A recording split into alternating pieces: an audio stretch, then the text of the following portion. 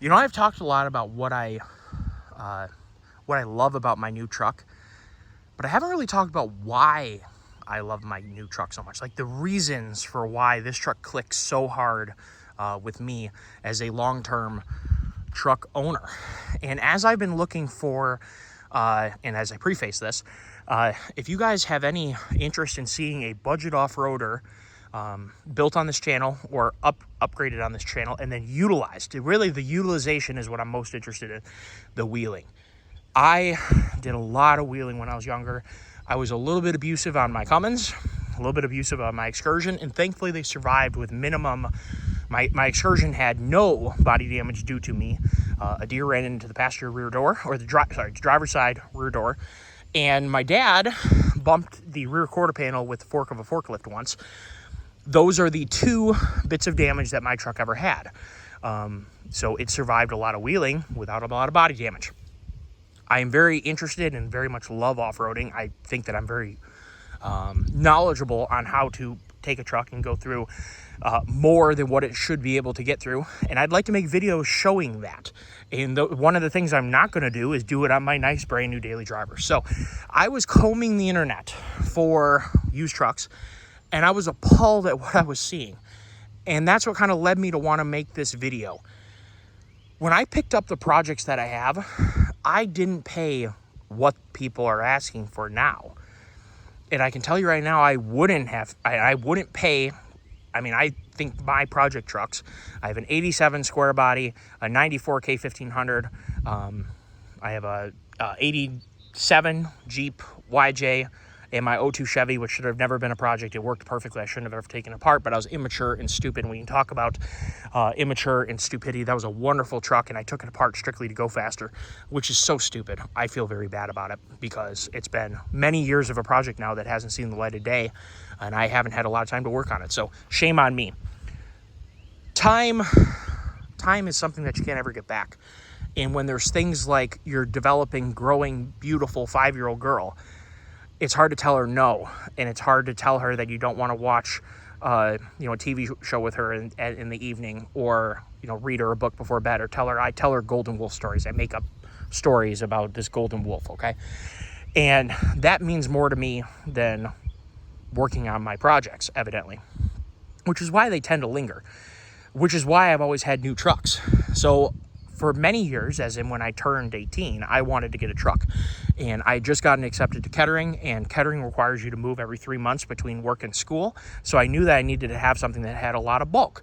And I was originally looking at an 8.1 Suburban and an Excursion. I was trying to decide what to buy because, of course, my dad's powerboat has 8.1s in it, so I liked 8.1s, and I wanted to experiment with that. And I ended up going with the Excursion, and the reason I went with the Excursion was because of the solid axle was the primary thing, and then the back half of the Suburban's frame is extremely weak.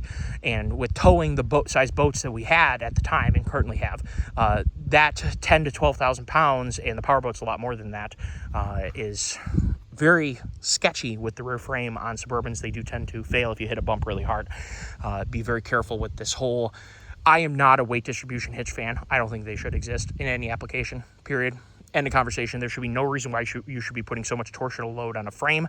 Suburbans are famous for breaking the rear sections of their frames off because of running trailers that should be able to be towed with 8-lug vehicles and then using a weight distribution hitch because Suburbans are lightly sprung and they sag a lot. It's a recipe for major frame damage and potentially a trailer leaving the control of the truck when that hitch breaks off the truck or when the rear frame breaks off the truck. So I ended up going with the Excursion. I'm glad that I did.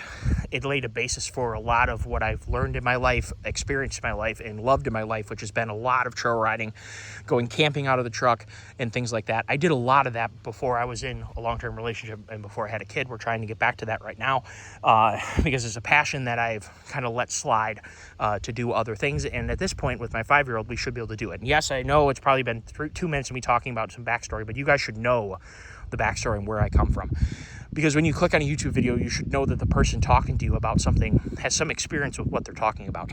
So my Excursion and my Cummins were a experiment of my whole youth of how much off-road performance can I have for the least amount of money spent, because I was a college kid. I didn't have any money. I didn't put lift kits on my trucks until I was, in fact, my Cummins and my Excursion both got, for my last work term, I spent a sizable amount. I already paid off my last of my student. I had a student payment plan, so I didn't graduate with any loans. I paid my last payment, and I had some money left over. I bought the Icon lift kit for my Excursion and the the Thurin full kit that I put on my Cummins. That was the last thing I did before I left college. And then life started happening really fast. As many of you know, you get into the workforce. In my case, started working for my dad. I got very busy. Then I got a girlfriend. Well, I bought my first house. Then I got a girlfriend. Then we had a kid. Many of you guys have been down that line before. At that point, I had bought my 2017 Power Wagon. And I bought my 2017 Power Wagon because it had everything that I had worked for in terms of upgrading my two trucks that got me through college. I wheeled extensively, drove them a total of about 350,000 miles, as well as some other vehicles as well, during that period of time. So I learned a lot about taking care of them, a lot about keeping them on the road when you wheel them and take them to work on Monday all the way through Friday, and then you go back and do the same thing. Time was also an issue back then. And working in your garage Saturday and Sunday to fix your truck means that you didn't do anything on the weekend. So no hanging out with friends, no camping, no four-wheeling. You just worked on your truck. And I learned very quickly that I wanted to do the camping and the hanging out with friends, not the working on my truck all the time. So I was very thankful that I picked a HD truck. The Excursion and the Cummins more or less held up for a lot of weekends in a row. Generally, it was a 3 to 6 month rotation between the two of them. One would get taken off the road. I'd fix it over, I'd pick a weekend here and there and I'd fix it for the damage I did to it. Then by then, the other one needed it too. So they were a rotation between trucks because they were getting wheeled hard in the weekend and then daily driven through Detroit and Grand Rapids and Lansing and Flint traffic during the week, which was, that is probably as hard on them as wheeling them. So, and a lot of you guys like long videos. You're about to get a long video. I can see this coming. So, my background with trucks, like I said, is stout vehicles that can put up with weekend fun, relaxation, potential mild abuse, and then be daily driven during the week and not require weekly fixing everything on the truck, which is so common with a lot of vehicles when you take a Jeep or a Toyota or anything else you're trying to wheel. Generally speaking, you're not going to run them hard and then go right back to working with them the very next day. Generally, they're going to take some service here and there, even if it's small stuff like sway bar end links or ball joints or wheel bearings, little things like that. Or you might break your rear axle because none of them have very strong rear axles. Something that HD trucks all have is they have really strong driveline components. You buy these things, they start out, number one, being able to usually fit 35 stock, and with no suspension lift. And as any of you guys know, taking a vehicle, putting a lift kit on, then putting tires on it is a pretty expensive affair.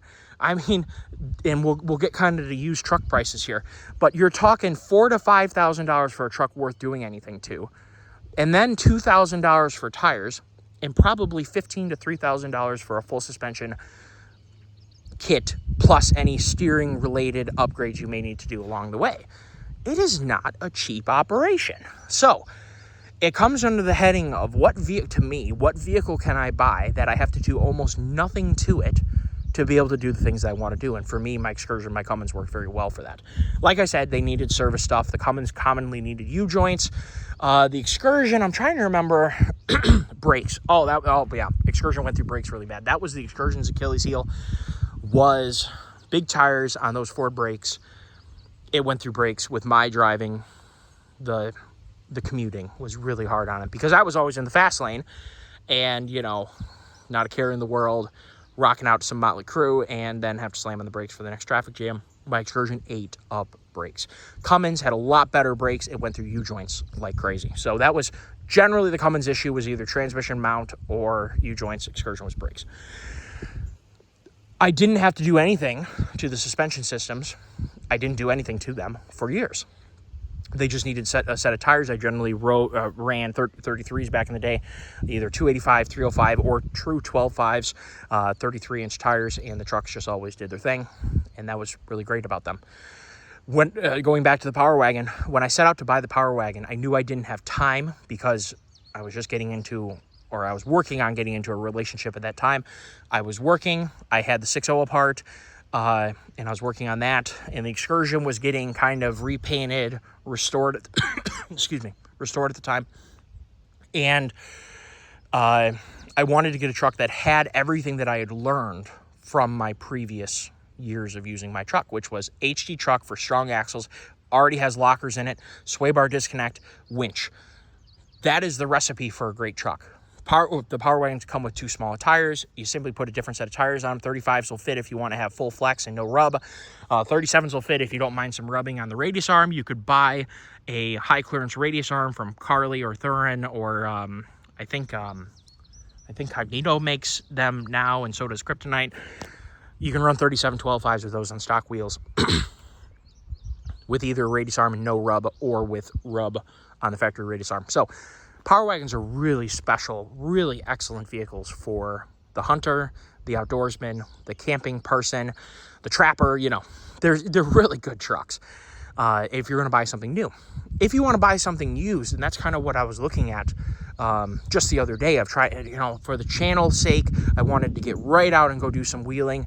And also, too, using my vehicles that I bought for an absorbently low price compared to today's prices is kind of like cheating the system, you know?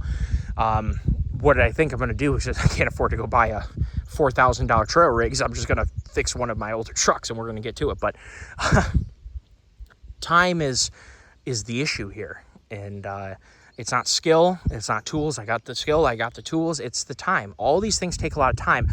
And if you had like a brother or a best friend that you could share the wrenching with, and, you know, potentially share your trail rig, you could definitely get a lot done really quickly. But in my case, a lot of my buddies are busy.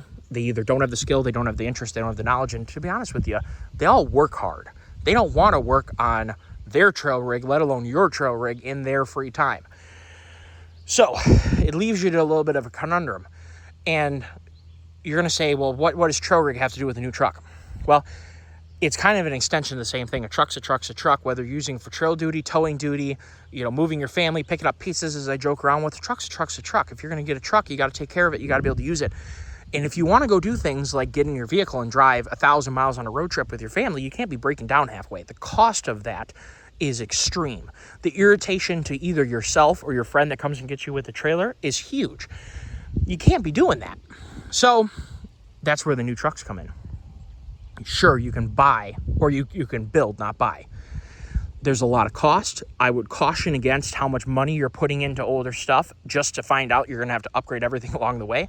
A lot of people are buying new vehicles because they make a lot of sense. So now we kind of got that out of the way. Let's talk about this truck. It has the proportions that I want to have in a vehicle.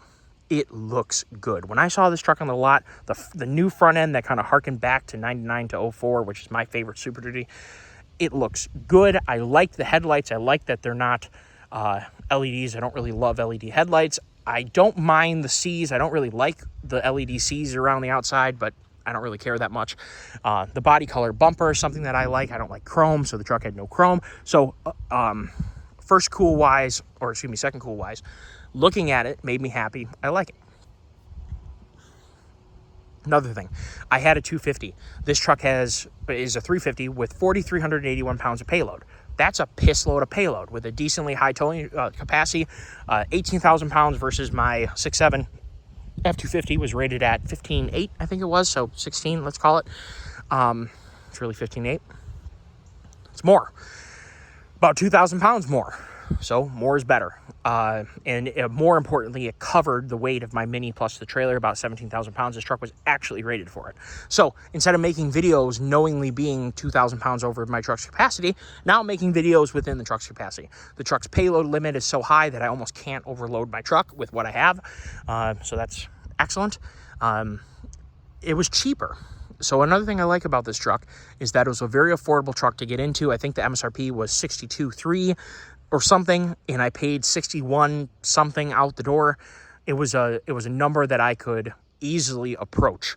And I think a lot of people can easily approach that, $60K amount.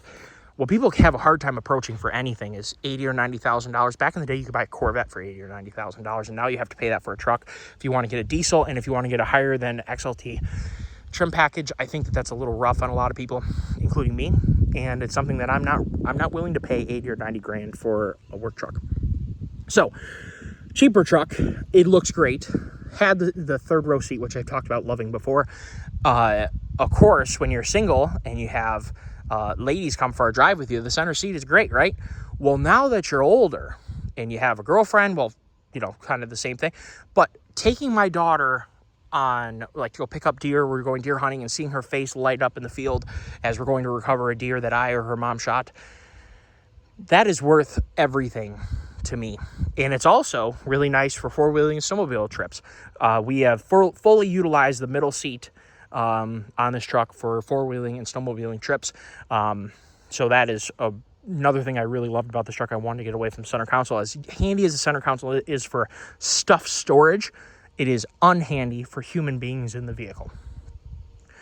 The Driveline on a Super Duty is the other thing that I was chasing after. Now, we talked about the M235. I think my left front hub is back to being squirrely again.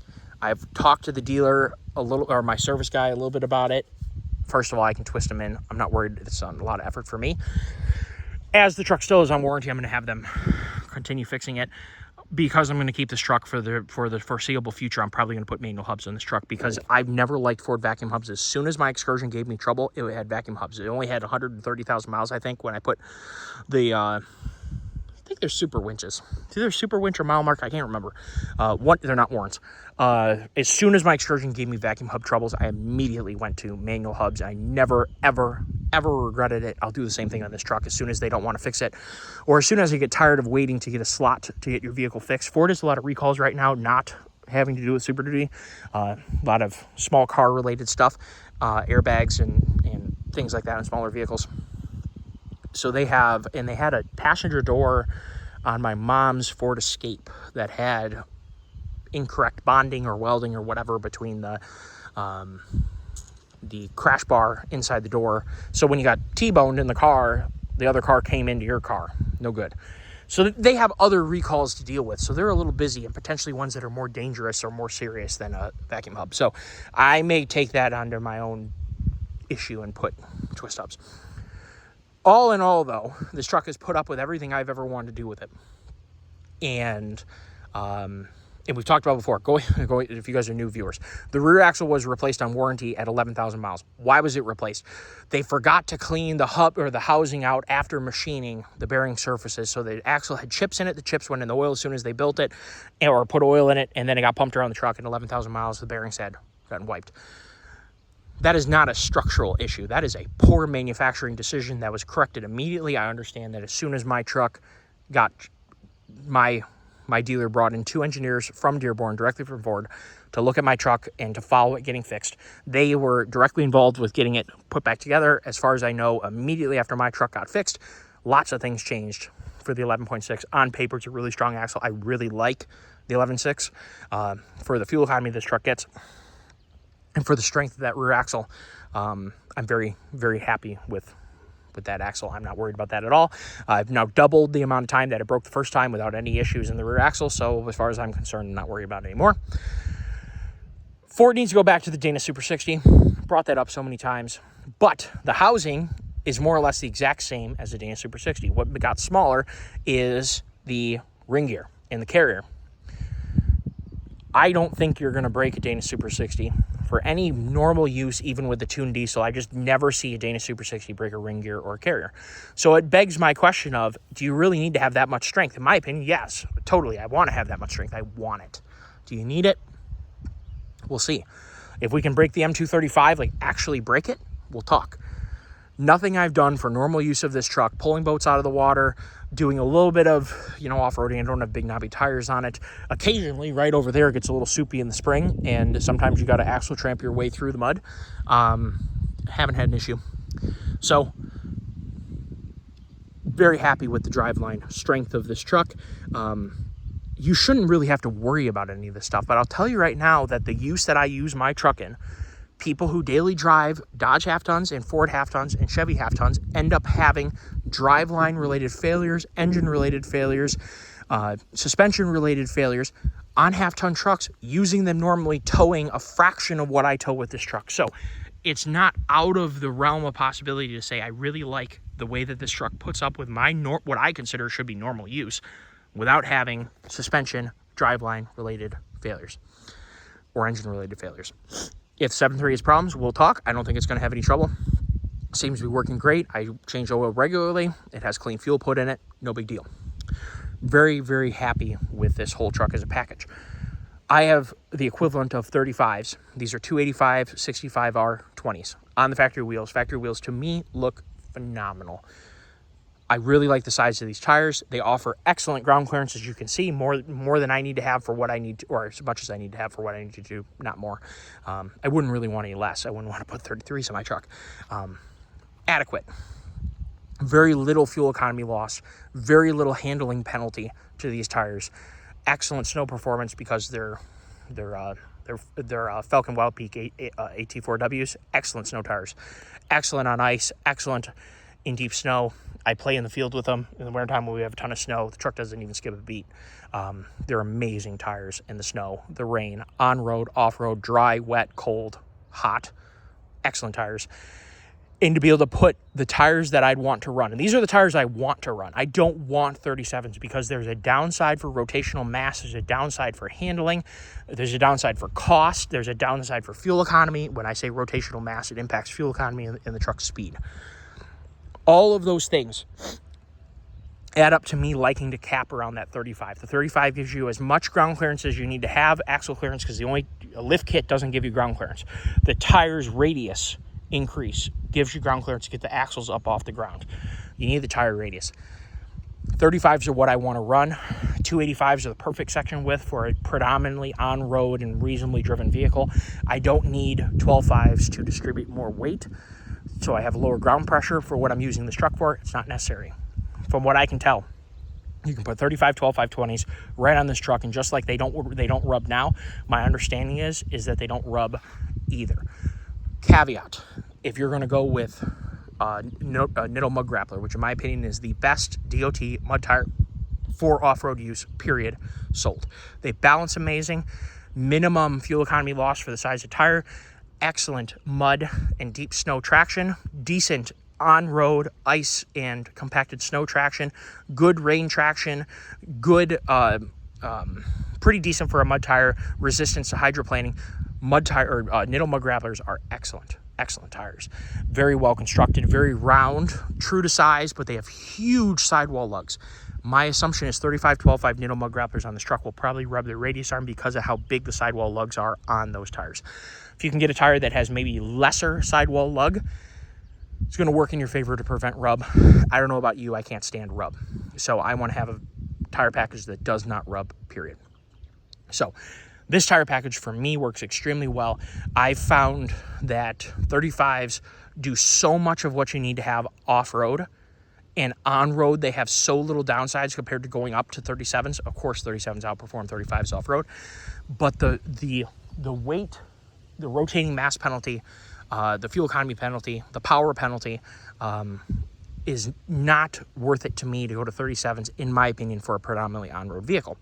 Predominantly off-road vehicle, totally 37s are a excellent compromise between trying to turn 38s and 40s. Those are some heavy, heavy tires, guys. Putting those on your vehicle that you're also going to tow a gooseneck with, people do it. I think that they're going to encounter transmission and engine oil temperature issues, potentially, especially if they're towing grades with big tires. I would stay away from that unless you absolutely need to have that type of off-road traction. So anyway, the looks, the strength of the driveline, fitting of tires, the interior setup, I really like just the simple basic STX. I love this truck. Like, there's nothing, if something happened to this truck, I would get the exact same truck over again. Love everything about this truck. I would only probably opt for the factory fifth wheel and gooseneck prep on this truck, just so I didn't have to do it myself. I have a B&W hitch. I need to install it. It's on the to-do list of things to do. We're going to get around to doing that so I can have a gooseneck capability with this truck. That is one thing that I do differently from the factory. Everything else is just meeting my needs perfectly. The steps, I think, from a long-term truck owner You see my toolbox directly above that step. That step is invaluable to reach in and step up onto that step, reach in and get everything that's in your toolbox from half of the toolbox from one side, half the toolbox from the other side. That step to me is an invaluable resource. When you have a trailer hooked up, sometimes it's not as fun to hop onto the trailer hitch to get into the bed of the truck. The bed steps, I think they're amazing. So no complaints there for me. In my opinion, this truck is doing everything that I need it to do. And I'm not saying that in any way. Ford has nothing to do with me. They never have talked to me about anything. I don't get any discounts. The only discount I got buying the truck is my uncle works for Ford. So, but everyone would get that opportunity. And sometimes during sales events, everyone can have that opportunity. That is the only affiliation I have with, well, I don't have any affiliation with Ford, I would say. I don't have any other affiliation that anybody else couldn't have with Ford. This truck just suits everything that I want. And we've talked a little bit about 6.6 gassers and 6.4 Hemis. As I've mentioned, I had 2017 Power Wagon. The 8-speed ZF is a huge upgrade to the Dodge platform. I would say 70% of the truck's annoyances are fixed with the ZF8. The 6.4 Hemi, though, is really past its prime. It's not a very big engine. It doesn't make a lot of power and torque, and its factory configuration, its potential with a tune is huge. Hugely better than what the truck comes with. It will never touch 7.3. Dodge needs to come out with a different engine to put in their HC trucks because it is getting mauled by this engine. 6.6 Chevy. It has windage issues. It has ring pack issues. It has oil consumption issues. Those are two things that contribute to oil consumption. Pressure in the crankcase, crappy rings. Those are things that are the reason why that truck or that engine burns so much oil. And direct injection make it an engine that I wouldn't recommend to any of my friends. I don't recommend it to any of you guys who I consider all my friends. In your truck searches, because a lot of people are comparison shopping a 6.6 Chevy versus a Ford. I highly recommend not buying a 6.6 gasser. The 6.6 Duramax Gen 2 is a excellent engine. I would highly recommend that to a lot of different people. Caveat being IFS is inferior to solid axle. In every single case, I would prefer to have a solid axle if I have a choice. If you're okay with that, or maybe you're using almost entirely on road, which makes it so it doesn't really matter that you have IFS. The reason why IFS sucks is off-road. That 6.6 Duramax, especially in the Gen 2 version of the L5P, is a very refined and improved engine from the original L5P. The L5P was a lot better than the LML. The LML, I don't know if it was better than the LMM. The LMM was an LBZ with emissions on it. I would prefer an LMM to an LML. LMLs have a lot of crank issues. Crank piston failure issues. Not my favorite engine out there. So the L5P was a huge improvement to that LML.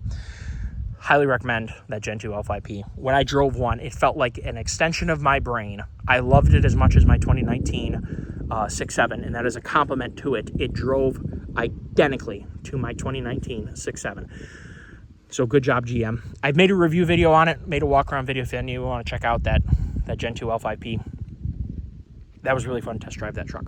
Okay, so we are 30 minutes in of a long conversation. I hope you guys enjoyed this conversation. I'm trying to think about if there's anything else. Oh, the trailer hitch.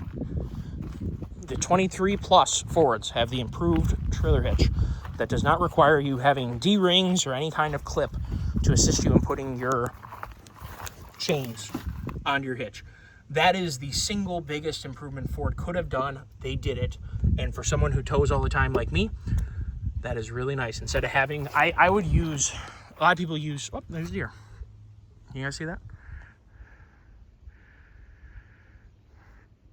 A lot of people use 3/4 D-rings. I use 7/8 D-rings because that's just what I had in my kit for recovery. I already had them on me. So things that I would like to improve about this truck really quickly before we quit. At some point, I'm going to need to do brake pads. The brakes are fine. They actually felt a little bit glazed, and I towed my dump trailer up north with my tractor in it. And that long 200 and something mile drive definitely unglazed the brakes, and they feel actually pretty good now. They were getting a little squeaky and whatnot. At some point, I'm going to put some nice pads on it. As you can see, my front wheels always have brake dust on them. And, I'm not going to sit here and complain about it too much because brake dust is sort of a fact of life. It doesn't necessarily need to be a fact of life. I'm going to eventually put some better brake pads on the truck that have less brake dust production Brake dust doesn't necessarily mean pads are bad, but what it is just an annoyance to clean up. So going to look at doing that. We've talked about that before on the channel. I'm going to, based on what I learned in my 6.7, was my stock shocks were shot at 25,000 miles. Shot. All 4 of them. Shot. So shocks are on the menu for this truck, being that I'm at 26,000 miles, so they're probably not doing as well. I will say, though, I was more abusive on my 2019 than I am on this truck. What else can we do? In a perfect world, I'd like to put an exhaust cutout on it because I'm sure the 7.3 sounds incredible opened up. But I really like the simplicity and the quietness of the stock exhaust. It sounds so good under load. It sounds good at idle. It sounds as good as you need it to sound. And really, the least amount of crap that I do to my truck, the better. One thing that I'm working on, we had a little bit of a surprise. I had to buy a new zero turn because my old 1993 Montgomery Ward's Sears tractor broke, and I'm tired of fixing it. I'm tired of buying belts for it. Something is off with the deck, and I just decided to buy a new zero turn. Wasn't something I wanted to buy right now. I was on the ropes to get an airbag set for this truck to improve its squattage when putting a lot of weight in it. That is still on the menu of things to do. I can't afford to do it right this second, but on the list of things to do, airbags for this truck. I'd like to have onboard control of the airbags so I don't have to rely on having an air compressor with me, and I can adjust them on the fly. And at the same time, I'm going to hopefully have tire air up capabilities at the same time that I have all the system on there, is be able to air up tires after airing them down. Or in this truck's case, I kind of keep them in empty to 10,000 pound configuration. So 45 front, generally 45 rear. I just aired this tire up to 50 just before the Mackinac race because I was planning on towing the boat home from Mackinac. And the whole combination, by the time you add sails in it and some crew gear, probably some leftover coolers and whatever, you're probably, 11 something. So I bumped the rear just a little bit, and depending on how they load it onto the trailer with the crane, sometimes impacts frontal hitch weight. So it's a variable tongue-loaded trailer. Depends on how they set the boat in the trailer. So I aired it up a little bit more than I needed. So, yeah. So we're a little stiff on the rear, but that just means the truck's good for about 12K now. So it's kind of how I do things. So yeah, that really improves the ride. It really improves tire wear. These tires have probably 14,000 miles on them now. Yep, I just said that. 14,000 miles, and they look darn near new. They're worn completely flat. They do not have the middles blown out of them. The wear from this block is exactly the same as the wear right here. And you achieve that by airing your tires down properly so you don't have a crown to the tire, which will blow the middles right out right here. You're going to see people who overinflate their tires. They're going to have worn middles, and they're still going to have like half tread or more on the outer tread blocks. And that's because the tire, wore in that way. You know how people say that you have to break your tires in, or sometimes they feel a little bit squirrely? Well, what they're actually saying is the tire shop incorrectly inflated their tires too high, and they're running on the middle band of the tire only. So they only have this much tire contacting the ground because they're way overinflated. Usually tire shops will set them to door pressure when they don't need to be at door pressure because the truck's empty. It takes some time to wear the middles down to start contacting the outer tread blocks again. Once you do that, you've committed now to having the middle of the tire wear down asymmetrically to the outside. What you also do is you make it so when you corner or you have any lateral forces on the truck, you make sure that the truck is balancing on the middle of the tire. So the majority of the weight is, say, in the first 2 inches, and then another, say, 25-30% of the weight is on the outer, 2 inches from the middle, and then another 2 inches. And then very little weight is actually on these outer tread blocks.